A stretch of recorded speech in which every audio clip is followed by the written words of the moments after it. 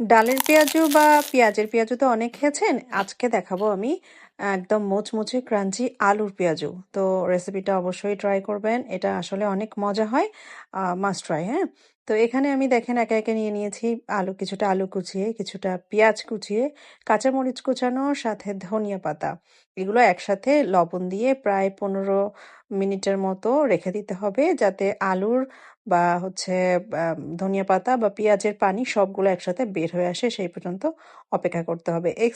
এই পেঁয়াজুতে এক্সট্রা কোনো পানি দেওয়ার দরকার নেই বা এক্সট্রা কোনো পানি লাগেও না। এই সবজির ভিতর থেকে যেই পানি বের হবে সেই পানি দিয়ে তৈরি হয়ে যাবে আপনার মুচমুচে একদম ক্রাঞ্চি পেঁয়াজু।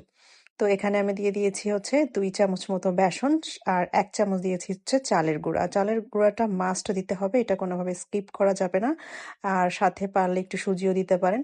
এখানে আমি প্রয়োজন মতো সব মশলা দিয়ে দিচ্ছি। সাদা গোলমরিচ, এখানে আদার গুঁড়া, জিরার গুঁড়া, রসুনের গুঁড়া, ধনিয়ার গুঁড়া, সব মশলা যেটাকে বলে আর কি, কাঁচা মরিচ টরিচ মানে শুকনা মরিচ, গুঁড়া মরিচ যা যেখানে ছিল সব মশলা একসাথে দিয়ে, আর অবশ্যই এখানে একটু চাট মশলা মিক্স করে দিতে হবে, তাহলে টেস্টটা আরো বেশি বেড়ে যাবে।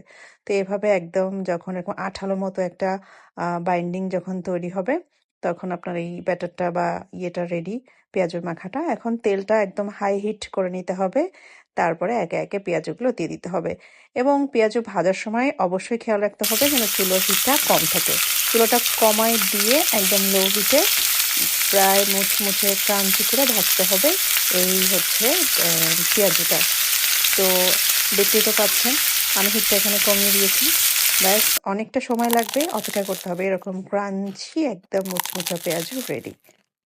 Thank you for watching. আল্লাহ হাফেজ।